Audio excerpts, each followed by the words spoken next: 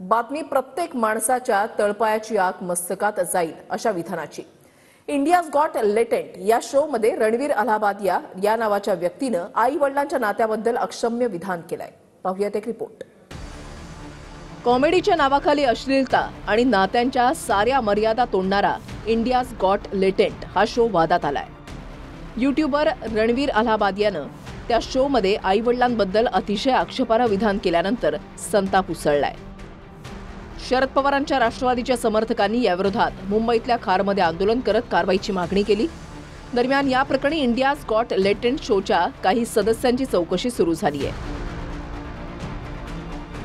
दुसरीकडे तीव्र संताप आणि कारवाईची कुऱ्हाड पडणार या भीतीनं यूट्यूबर रणवीर अलाहाबादियानं आपण केलेल्या विधानाबद्दल माफी मागितली आहे। My comment wasn't just inappropriate, it wasn't even funny. Comedy is not my forte. I'm just here to say sorry.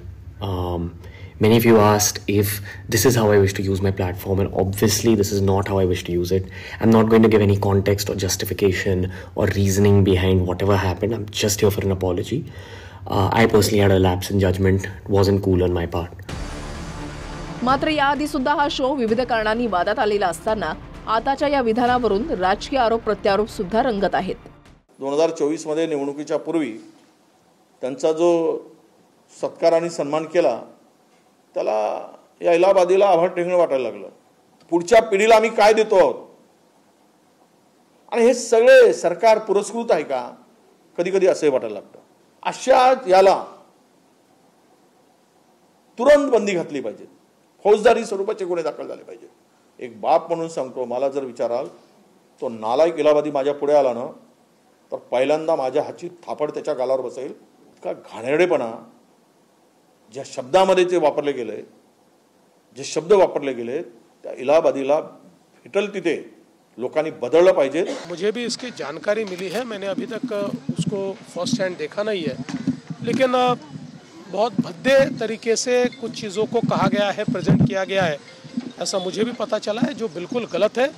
Freedom of speech सभी को है, लेकिन हमारी फ्रीडम वहाँ समाप्त हो जाती है जब हम किसी और के फ्रीडम पर इनक्रोच करते हैं, और इस प्रकार का इनक्रोचमेंट ठीक नहीं है।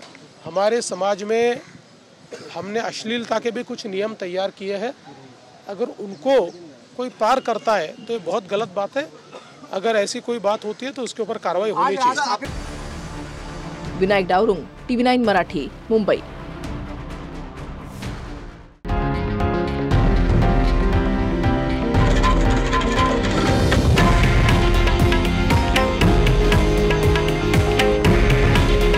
हे आहे देशातील नंबर 1 न्यूज नेटवर्क आणि आपण पाहत आहात TV9 मराठी। काळजी तुमची, हित महाराष्ट्राचं।